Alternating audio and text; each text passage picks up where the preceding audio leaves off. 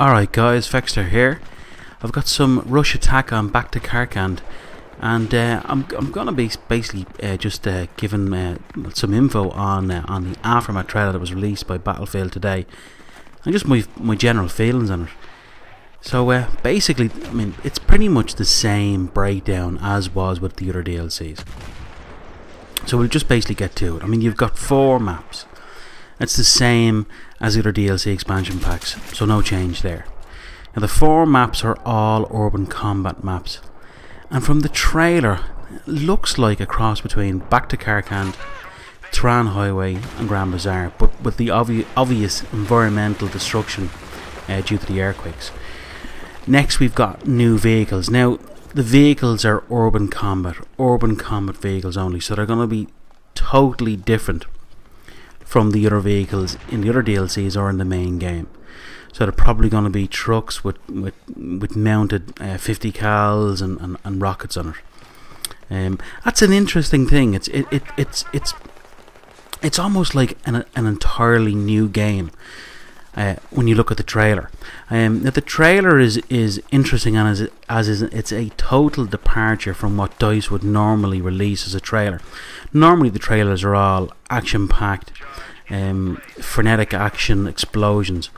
This concentrated really and truly on the aesthetic side of it, and the reason that it concentrated on the aesthetic side of it is because there's also new soldier skins and models.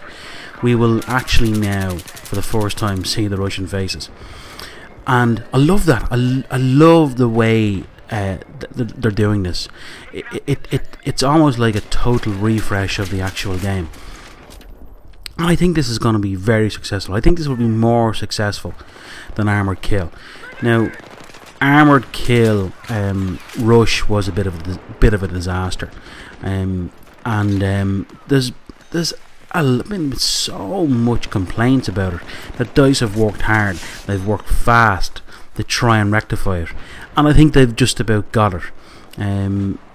But this I hope that they've play tested everything, and they've taken any of those elements that overpower and kind of taint the DLC. So I really hope they've done that. Okay, I really do. Next we've got is a new weapon. And this weapon is a crossbow. Now, I think this is a brilliant idea. Now, there's been a lot of negativity and a lot of rage, both on websites and on YouTube, because DICE had promised, and as guys have put up information that's showing this, that was going to be new weapons. Now, obviously the other DLCs, there's been new weapons added. Okay, now they have been, for the most part, they have been brilliant, but the majority of players playing Battlefield 3 on PC and on console have stuck to a certain number of weapons, or they've stuck to 1 or 2. Now I've said this so many times, you need to diversify your weapons, and it's something I do on a regular basis, because I find I get more enjoyment out of the game by using different weapons for different map scenarios. But the fact that they've put in just this one weapon, it being a crossbow, I think it was the right thing to do. They're giving 4 ammo types. One of them is an explosive, and one of them, I believe, is almost like the thugs. There is a sensor on it. That's interesting. And it's an open class kit weapon, and it's supposed to be a secondary. It's also customizable in relation to the scopes. Now, I implore you to go have a look. There is a trailer, and there is I think if you actually just type in on YouTube Battlefield, and they have their own YouTube channel, you'll see the trailer there. And there's I think there's a still picture in it as well. I think there is, or maybe I've seen it somewhere else, that shows 2 players with the crossbow, which look like 2 different attachments on it. So I love that.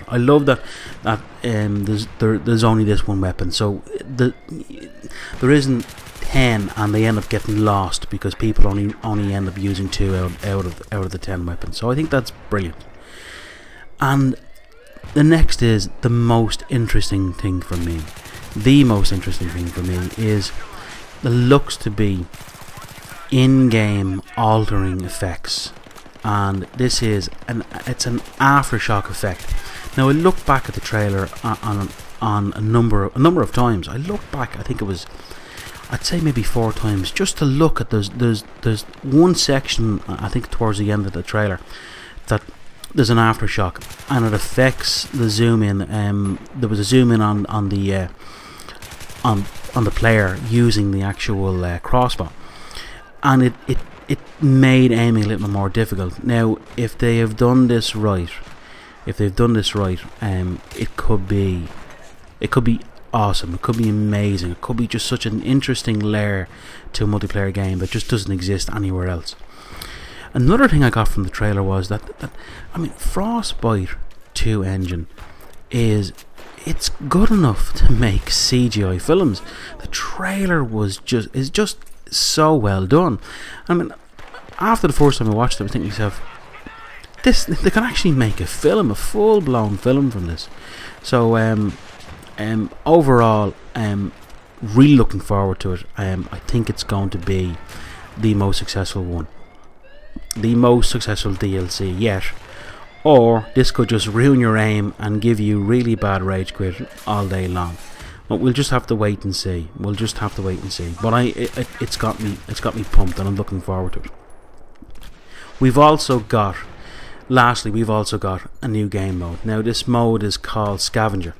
There's not a lot of detail in relation to it, but from what I've read on a couple of sites is you start the round, I think you get a knife, a grenade, and you may get you get a sidearm as well, and you must find other weapons. Now whether that means there's weapons on the ground, whether that means there's weapons you pick up from killing guys, it's not clear. No information on whether the maps are playable on the other 6 modes, the other main modes within the game, but it's most likely that it is. So guys, that's pretty much it in relation to the info. Hopefully you found it informative and interesting. Right guys, I'm going to move on to the remainder of the video. The purpose actually why I was putting this video up until the Aftermath trailer sent me off in a different direction. But the main reason for putting this video up was again an example of that defensive line on Rush that was classically missing from the Armor Kill DLC because of the AC-130. Now I would class myself as an objective based player. It's the reason why I love Battlefield, and I think that's why most people who play this game is because they like to play the objective. Now there is an element obviously of players within the community that they just play the game, they probably play team deathmatch and they pretty much stick to that, or they go into the other modes just to try them out. And sometimes players are kind of messing around and just having a laugh. Now me personally, when I go into a game, I want both sides 12 on 12. I want them playing the objective. I want them to be aggressive, because they're always more interesting. Those games, you always end up having such an enjoyable time in it, whether you win or whether you lose. The fact of the matter is, if you get both teams playing aggressively, they just end up humdingers of rounds. They're always the most enjoyable, no matter what, win or lose, you end up having a great time. And I felt there was an element of this, that it was a rollover. Now you'll see yourself, I am an aggressive player, and I've said previous, it gets me killed on a lot of occasions, but I get dividend from it too. I find if I am overly aggressive at times, it can, not all the time, but a lot of occasions it can mean I come out on top. And it's purely because I have that I want to win element in my psyche, and it's something sometimes I wish I didn't take so seriously in relation to this game. But unfortunately, as I said, because I'm a PTFO, I like playing this game purely because of the objective basis of the game itself. I don't think that element of my game play style I will ever change. I'll probably always end up being aggressive.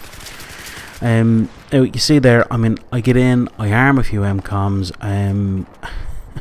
I take a few names, and I enjoy the round, but it wasn't brilliant, and it wasn't brilliant because I felt it was a bit of a rollover.